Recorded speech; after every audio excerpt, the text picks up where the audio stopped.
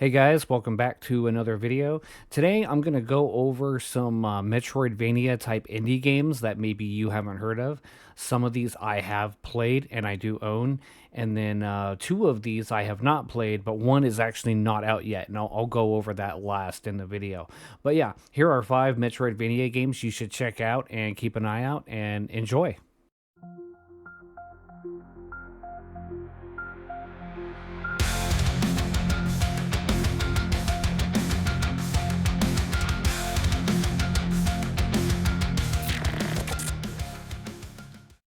So the first game I'm going to talk about is Overlord Escape from NAZARICK.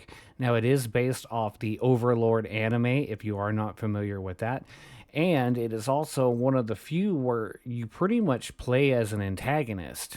You play as Clementine, who does appear briefly in the anime. I've not watched the entire anime, I've only watched a little bit of it, which I do need to get back to watching the rest of. But basically, the plot goes you, as Clementine, you were pretty much taken by the main character of the anime and placed into a labyrinth, and he's pretty much running this experiment to see how far she's going to get. It plays pretty much like Castlevania Symphony of the Night. If anyone hasn't heard of that, then I'm not really sure what to tell you because that's the whole basis of Metroidvania games. But yeah, it's very similar to that. And you gain powers as you go through. And, you know, your standard Metroidvania. I really did enjoy the puzzles in this game. I thought that they were very unique. The platforming was pretty good.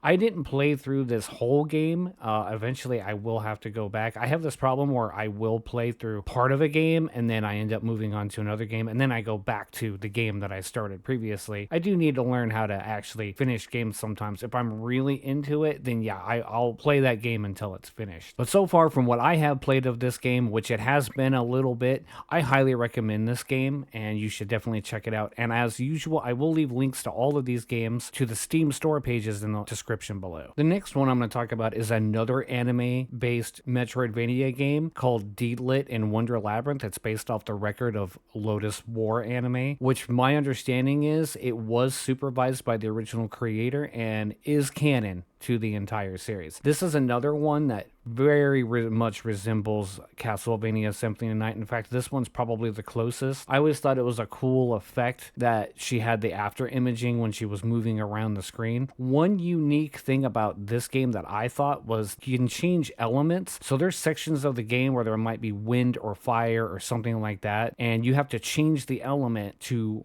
usually match that so you can go through that. And then there are also enemies where you have to change your element to match if you want to do more damage or actually do any damage at all. I thought that was a very interesting mechanic. So most of your abilities that you get throughout the game are element based, and you do actually have a magic meter, so you can run out of magic power. This is another one that I did start and I haven't fully finished all the way through. The bosses can be very challenging. I think I got stuck on the second boss and haven't had a chance to go back because that was so long ago when I played it. But again, based on what I played so far, I highly recommend this game. You should check it out, and maybe eventually I will go through and actually finish these games on stream. Let me know if that's something you would be interested in the comments below. And I'm going to go ahead and move on to talking about the next set of Metroidvania games. Now, I'm assuming most people are already familiar with Bloodstained Ritual of the Night, but if you're not, I'll give you a little bit of information about it. It was actually created by Koji Igarashi. He used to work at Konami. He did work on some of the Castlevania games. For example, he worked on Curse of Darkness and Portrait of Ruin. So you can clearly see the Castlevania inspiration in this game. So in this game, you play as Miriam, an orphan scarred by an alchemist curse which slowly crystallizes her body in order to save herself. And indeed, all of humanity, she must battle her way through demon-infested castle summoned by Jebel. So very much Castlevania inspired. You get your abilities in this game mostly from these crystals that you pick up from enemies. Sometimes if you kill the same enemy over and over again, eventually you'll pick up a crystal and then you can gain their abilities.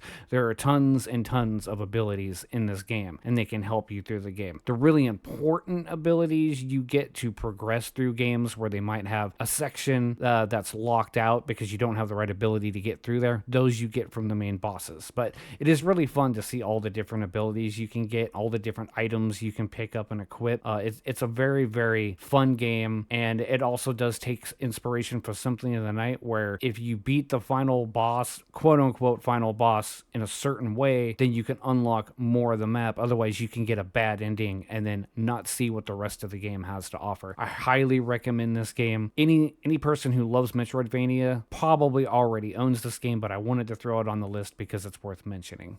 So the last two games I want to talk about, I have not played yet. One is out. It's been out for a little while, and the other one will be coming out later this month, and that will be the last game I talk about. But this one is Afterimage. It has been on my wish list for some time. In fact, I forgot about it until I decided to make this video. And I want to mention how great it looks. The artwork looks amazing. The gameplay looks smooth. I'm not going to go too much into the story. They have a little bit of that posted. It's a little too complicated for me to even try to like kind of understand what they're talking about. I guess I'll just have to play the game. But I will go through some features that they talk about. Obviously, they mentioned the hand-drawn world. They also said that they have diversified character builds. So you harness and channel the powers of defeated enemies to unlock powerful skills and upgrade a diverse arsenal of weaponry. Kind of sounds similar to Bloodstained a little bit. Let's see here. So become the master of your own fighting style with over 200 different equipment to collect and choose from, including 6 classes of main weapons, sub-weapon, armor, and accessories. They are saying explain a non-linear world, unearth the secrets buried deep within the ruins of the vast interconnected world, interact with over 50 different NPCs, each with their own story and purpose. That's kind of cool. It's got deep RPG mechanics, they say, and it looks like it also has branching storylines. Overall, the biggest draw for me for this game is the art style. I will definitely pick this up and play it and then maybe do a review or do a stream of it. I'm not really sure yet, but I'm definitely going to pick this one up because it looks amazing. So the last one I'm going to talk about is called Gal Guardians, Servants of the Dark. My understanding, I heard somewhere that this is kind of taking place in the same universe as Galgun. Very fan servicey game if you haven't played that. I do recall playing a previous Gal Guardians game on Switch, but it looks like this one's definitely more Metroidvania styled. And I'm going to go ahead and go through a couple of key points here. It looks like it keeps that same mechanic from the first game where you can swap between the two heroines anytime you want. It looks like you can collect items, choose a style of play that's right for you. Servants of the Dark features a style system for difficulty selection, allowing you to choose between casual, veteran, and legend, and you can switch the styles at any time. So you can choose your difficulty as you're going. The art style looks pretty good. I don't know much about the story, but I just wanted to show this off in the video because my main point in this video is to just show off games that look interesting and games that I recommend, and for you guys to go and check it out yourselves. So these are 5 Metroidvania indie games that either I recommend heavily or look very interesting and I think are worth checking out. Like I said, I will leave the links to all the Steam store pages below. And then if you check out some of these games, let me know what you think of them. I would love to hear what your guys' thoughts are on some of these games. That is all I have for today's video. If you did enjoy, please give a like and subscribe. I would highly appreciate it. And I will see you in the next video.